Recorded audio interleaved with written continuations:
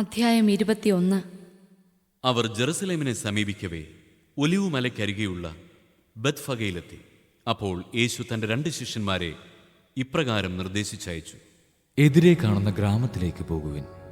അവിടെ ഒരു കഴുതയെയും അടുത്ത് അതിൻ്റെ കുട്ടിയെയും കെട്ടിയിരിക്കുന്നത് ഉടനെ നിങ്ങൾ കാണും. അവയെ അഴിച്ച് എൻ്റെ അടുക്കൽ കൊണ്ടുവരിക. ആരെങ്കിലും നിങ്ങളോട് എന്തെങ്കിലും ചോദിച്ചാൽ കർത്താവിന് അവയെക്കൊണ്ട് ആവശ്യമുണ്ടെന്ന് പറയുക.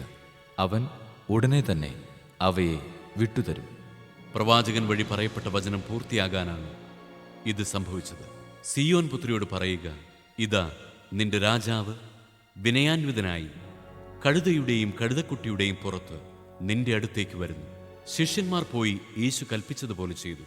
അവർ കഴുതയെയും കഴുതക്കുട്ടിയെയും കൊണ്ടുവന്ന് അവയുടെ മേൽ വസ്ത്രങ്ങൾ വിരിച്ചു. അവൻ കയറിയിരുന്നു. ജനക്കൂട്ടത്തിൽ വളരെ പേർ വഴിയിൽ തങ്ങളുടെ വസ്ത്രങ്ങൾ വിരിച്ചു. മറ്റു ചിലരാകട്ടെ വൃക്ഷങ്ങളിൽ നിന്ന് ചില്ലകൾ മുറിച്ച് വഴിയിൽ നിർത്തി. യേശുവിന് മുൻപിലും പിമ്പിലും നടന്നിരുന്ന ജനങ്ങൾ ആർത്തു വിളിച്ചു, ദാവീദിന്റെ പുത്രന് ഹോസാന, കർത്താവിന്റെ നാമത്തിൽ വരുന്നവൻ അനുഗ്രഹീതൻ, ഉന്നതങ്ങളിൽ ഹോസാന. അവൻ ജെറുസലേമിൽ പ്രവേശിച്ചപ്പോൾ നഗരം മുഴുവൻ ഇളകി വശാൻ. ആരാണിവൻ എന്ന് ചോദിച്ചു. ജനക്കൂട്ടം പറഞ്ഞു, ഇവൻ ഗലീലയിലെ നസറത്തിൽ നിന്നുള്ള പ്രവാചകനായ യേശുവാണ്. യേശു ദേവാലയത്തിൽ പ്രവേശിച്ച് അവിടെ ക്രയവിക്രയം ചെയ്തുകൊണ്ടിരുന്നവരെയെല്ലാം പുറത്താക്കി. നാണയമാറ്റക്കാരുടെ മേശകളും പ്രാവു വിൽപ്പനക്കാരുടെ ഇരിപ്പിടങ്ങളും അവൻ തട്ടിമറിച്ചു.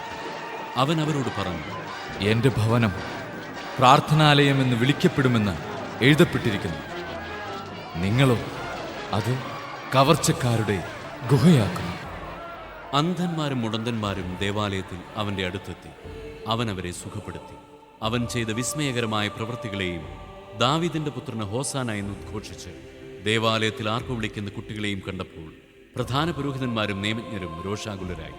അവർ അവനോട് പറഞ്ഞു, ഇവരെന്താണ് പറയുന്നതെന്ന് നീ കേൾക്കുന്നില്ലേ? യേശു പ്രതിവചിച്ചു, ഉവ്വ്, ശിശുക്കളുടെയും മുലകുടിക്കുന്നവരുടെയും അധരങ്ങളിൽ നീ സ്തുതിയൊരുക്കി എന്ന് നിങ്ങൾ ഒരിക്കലും വായിച്ചിട്ടില്ലേ? അനന്തരം അവൻ അവരെ വിട്ട് നഗരത്തിൽ നിന്ന് ബഥാനിയായിലേക്ക് പോയി അവിടെ താമസിച്ചു. പ്രഭാതത്തിൽ നഗരത്തിലേക്ക് പോകുമ്പോൾ അവന് വിശന്നു. വഴിയരികിൽ ഒരു അത്തിവൃക്ഷം കണ്ട് അവൻ അതിൻ്റെ അടുത്തെത്തി. എന്നാൽ അതിൽ ഇലകളല്ലാതെ ഒന്നും കണ്ടില്ല. അവൻ അതിനോട് പറഞ്ഞു, ഇനി ഒരിക്കലും നിന്നിൽ ഫലങ്ങളുണ്ടാകാതിരിക്കട്ടെ.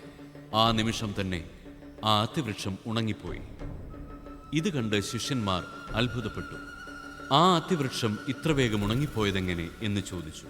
യേശു പറഞ്ഞു, സത്യമായി ഞാൻ നിങ്ങളോട് പറയുന്നു, നിങ്ങൾ വിശ്വസിക്കുകയും സംശയിക്കാതിരിക്കുകയും ചെയ്താൽ അത്തിവൃക്ഷത്തോട് ഞാൻ ചെയ്തത് മാത്രമല്ല നിങ്ങൾക്ക് ചെയ്യാൻ കഴിയുക.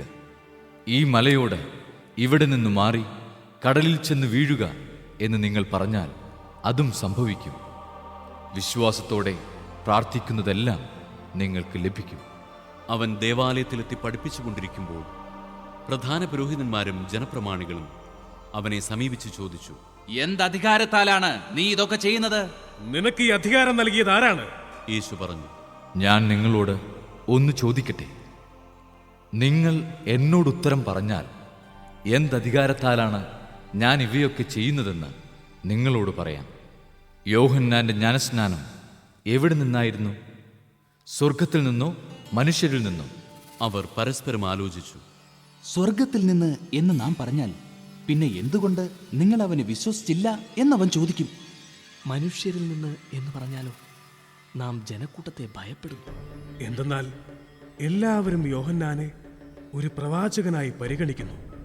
അതിനാൽ അവർ യേശുവിനോട് മറുപടി പറഞ്ഞു, ഞങ്ങൾക്ക് അറിഞ്ഞുകൂടാ. അപ്പോൾ അവൻ പറഞ്ഞു, എന്തധികാരത്തിലാണ് ഞാനിത് ചെയ്യുന്നതെന്ന് നിങ്ങളോട് ഞാനും പറയുന്നില്ല. നിങ്ങൾക്ക് എന്തു തോന്നുന്നു? ഒരു മനുഷ്യന് 2 പുത്രന്മാരുണ്ടായിരുന്നു. അവൻ ഒന്നാമന്റെ അടുത്ത് ചെന്ന് പറഞ്ഞു, മകനെ, പോയി ഇന്ന് മുന്തിരിത്തോട്ടത്തിൽ ജോലി ചെയ്യുക. ഞാൻ പോകാമെന്ന് അവൻ പറഞ്ഞു. എങ്കിലും പോയില്ല.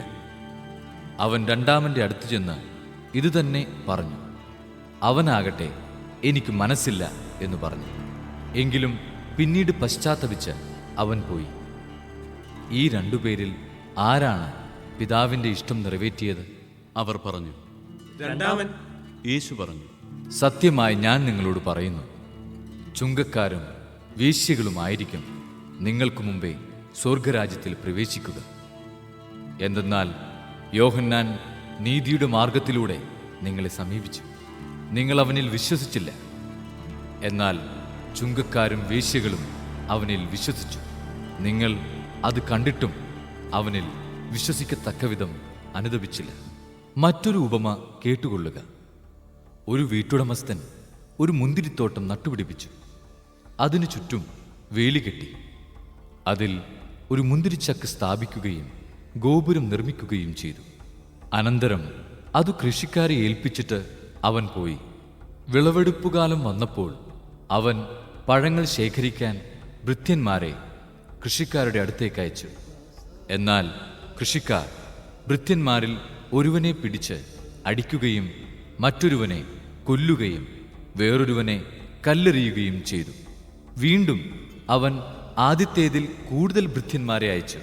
അവരോടും കൃഷിക്കാർ അപ്രകാരം തന്നെ പ്രവർത്തിച്ചു. പിന്നീട് അവൻ എൻ്റെ പുത്രനെ അവർ ബഹുമാനിക്കുമെന്ന് പറഞ്ഞ് സ്വപുത്രനെ തന്നെ അവരുടെ അടുക്കലേക്ക് അയച്ചു. അവനെ കണ്ടപ്പോൾ കൃഷിക്കാർ പരസ്പരം പറഞ്ഞു, ഇവനാണ് അവകാശി. വരുവിൻ, നമുക്കിവനെ കൊന്ന് അവകാശം കരസ്ഥമാക്കാം. അവർ അവനെ പിടിച്ച് മുന്തിരിത്തോട്ടത്തിന് വെളിയിലേക്ക് എറിഞ്ഞ് കൊന്നുകളഞ്ഞു. അങ്ങനെയെങ്കിൽ മുന്തിരിത്തോട്ടത്തിൻ്റെ ഉടമസ്ഥൻ വരുമ്പോൾ അവൻ ആ കൃഷിക്കാരോട് എന്തു ചെയ്യും? അവർ പറഞ്ഞു, അവൻ ആ ദുഷ്ടരെ നിഷ്ഠൂരമായി നശിപ്പിക്കുകയും യഥാകാലം ഫലം കൊടുക്കുന്ന മറ്റു കൃഷിക്കാരെ മുന്തിരിത്തോട്ടം ഏൽപ്പിക്കുകയും ചെയ്യും.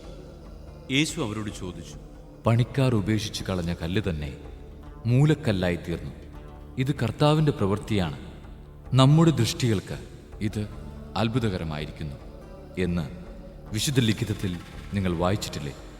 അതുകൊണ്ട് ഞാൻ നിങ്ങളോട് പറയുന്നു, ദൈവരാജ്യം നിങ്ങളിൽ നിന്ന് എടുത്ത് ഫലം പുറപ്പെടുവിക്കുന്ന ജനതയ്ക്ക് നൽകപ്പെടും.